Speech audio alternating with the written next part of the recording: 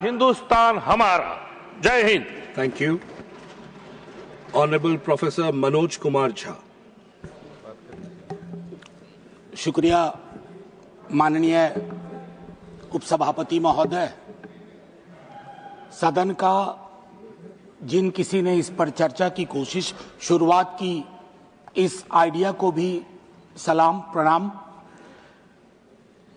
एक चीज शुरुआत में कहना चाहता हूं, हरिवंश राय बच्चन जी की आत्मकथा का एक खंड है पहला, जिसका शीर्षक है क्या भूलूं क्या याद करूं। तो मेरे लिए यह अवसर 150वीं वर्षगांठ या सालगिरह इस खूबसूरत गीत का एक अवसर भी है आकलन करने का।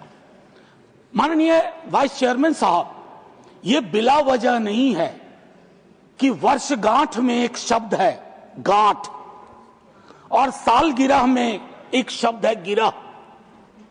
तो ये गिरह और गांठ को समझे बगैर 150वीं साल का उत्सव गान, उत्सव मैं समझता हूं आधा अधूरा होगा, बेईमानी होगी हम सबके बिहाफ पे। मैं क्रमशः कुछ बातें आपके समक्ष रखूंगा, कोशिश करूंगा कि मेरी बातों से किसी को कष्ट ना हो। इसलिए नहीं कि मेरे पास कष्ट पहुंचाने का कारण नहीं है, बल्कि इसलिए कि कष्ट पहुंचाने में ही इस देश की ऊर्जा जा रही है।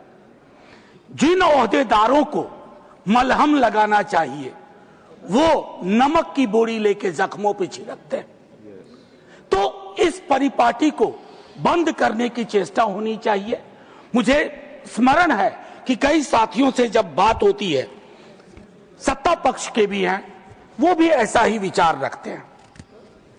गर्व की बात है कि क्योंकि ये गीत हमारी सांस्कृतिक और भावनात्मक एका पहचान का प्रतीक। बंगाल में लिखा गया लेकिन सरहद पार कर गया, सिर्फ इसलिए नहीं कि इसके बोल बहुत अच्छे थे।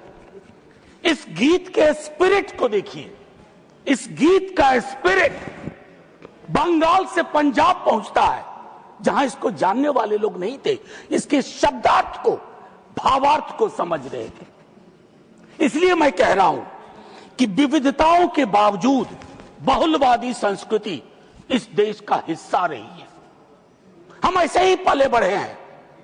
कोई नुक्कड़, कोई गली, कोई गांव नहीं है जहां हमने हिंदू, मुसलमान, सिख, ईसाई, नास्तिक ना देखे हों। आजादी की लड़ाई में सबका योगदान, हिंदू, मुसलमान, सिख, ईसाई और नास्तिक भी। अपने जीवन के एक बड़े हिस्से में मैं भी नास्तिक, जब मैंने भगत सिंह को पढ़ा, मैं नास्तिक क्यों, तो मुझे गर्व होता था कि भगत सिंह वाली परंपरा। एक चीज मैं इससे पहले कि कहूं, एक महत्वपूर्ण चीज कहना चाहता हूं। मैं इस सदन में जितनी बार बोला हूं, नेहरू जी जरूर यहां चर्चा में आते हैं। जवाहरलाल नेहरू। सर, मैं कांग्रेस का नहीं हूं, लेकिन अपने को नेहरूवादी मानता हूं, गांधीवादी मानता हूं, अंबेडकरवादी मानता हूं, और परस्पर विरोध नहीं है। इनका तब के वक्त में विरोध था, लेकिन मैं आज कह रहा हूं, अगर कोई ऐसी व्यवस्था हो कि ये पृथ्वी पे आएंगे ना, तो एक मोर्चा बना लेंगे एक साथ मिलकर। आज की हकीकत के संदर्भ में मैं क्यों कह रहा हूं, एक छोटी चिट्ठी, आजकल चिट्ठियां पढ़ी जा रही हैं सर, लेकिन चिट्ठियां पढ़ने में लोग थोड़ी बेईमानी कर रहे हैं। सेमीकोलन के बाद का हिस्सा पढ़ते हैं, पूरा पत्र नहीं पढ़ते हैं। अमृता शेरगिल जी जवाहरलाल नेहरू जी को लिख रही हैं। यह है नवंबर 6, 1937। सर गौर कीजिएगा, बहुत प्यारी खूबसूरत चिट्ठी है। यह चिट्ठी कहती है, उनकी किताब मिली थी आत्मकथा।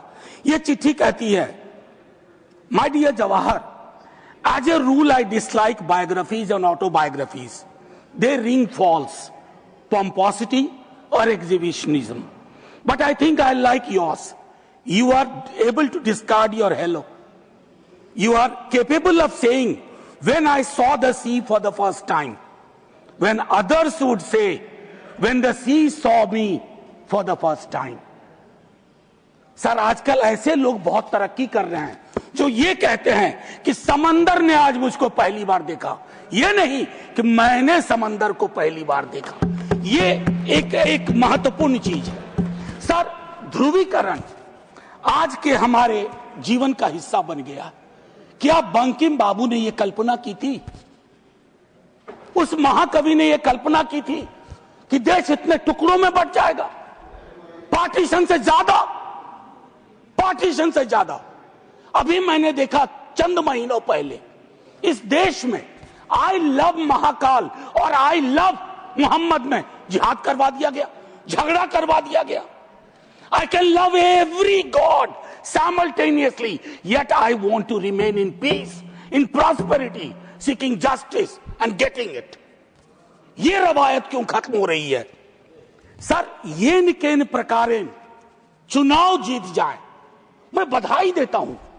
चुनाव जीतना एक कला है, हो सकता है ये इस कला में आप निष्णात हो, लेकिन सर मैंने कहा तो मैं चोट नहीं पहुंचाऊंगा, लेकिन चुनाव जीत जाए और देश हार जाए, देश टुकड़ों में बंट जाए, गलियों गलियों में नफरत की फसल हो, ये कौन सा वंदे मातरम है?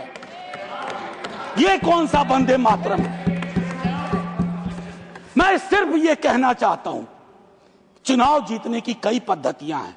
कुछ पब्लिक को पता है, कुछ अभी नहीं पता है, आने वाले दिनों में पता चल जाएगा, क्योंकि इस मुल्क में कोई सीक्रेट बहुत दिन छुपता नहीं है।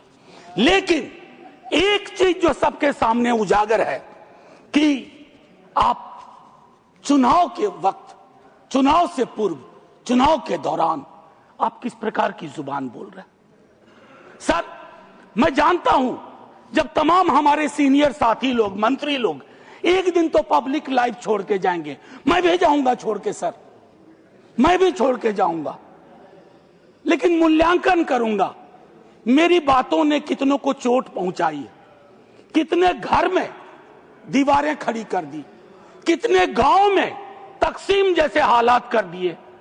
मैं वंदे मातरम के माध्यम से कश्मीर पे बोलूंगा, शाम में मेरी ट्रोलिंग हो जाएगी, मैं नहीं बोलूं क्या? चुप हो जाऊं भय से, डर से? सर 1 मिनट का वक्त दीजिए, मैं ज्यादा वक्त, मेरे दूसरे स्पीकर हैं वो बोलेंगे, बस उसको 1 मिनट का वक्त दीजिए। मेरी बातें अधूरी रह गई हैं, लेकिन ऐसे अवसरों पर अक्सर होता है। सालगिरह जरूर मनाएं, गिरह का ध्यान रखें, वर्षगांठ जरूर मनाएं, गांठों का ध्यान रखें, और अगर वो न कर पाए तो इतना जरूर करें, इन महापुरुषों को, इनकी रचना को अपनी राजनीति का अवसर न बनाए, औजार न बनाए। और एक आखिरी टिप्पणी करूंगा, पहले भी कह चुका हूं सर, इस सदन में पक्ष विपक्ष दोनों तरफ महापुरुषों को याद करने वाले लोग हैं। सर 30 सेकंड और दे दीजिए, न जाने उस कुर्सी में क्या है जो बैठता है, जो बैठते हैं। सर बस 30 सेकंड दे दीजिए, मैं 30 सेकंड मांग रहा हूं। प्लीज मैं सिर्फ इतना कहना चाहता हूं, मैंने पहले भी कहा, प्रधानमंत्री जी को एक्चुअली बीजेपी के लोगों को नेहरू का धन्यवाद करना चाहिए। वो पॉलिटिकल लाइफ जैकेट की तरह इस्तेमाल किए जाते हैं। Nehru ji political life jacket. इसलिए कल सदन में एक नेता ने कहा, मैं आज यहां दोहराता हूं, एक दिन तय करिए और तय करिए कि मुकदमा हो। आप भी जिरह करिए, हम भी जिरह करें। मैं इतिहास का छात्र हूं, दिल्ली आया था एमए हिस्ट्री करने, धारा थोड़ी बदल गई, लेकिन आज भी इतिहास को संदर्भ में देखता हूं। 1937, 1905, 1915 की बातें पढ़ूंगा तो पूरा पैराग्राफ पढ़ूंगा, सेमीकोलन के बाद नहीं पढ़ूंगा। और मेरा इतिहास बोध 14 से पहले का है, 14 के बाद का नहीं है। जय हिंद, वंदे वंदे। Thank you. Doctor M Thambidurai ji.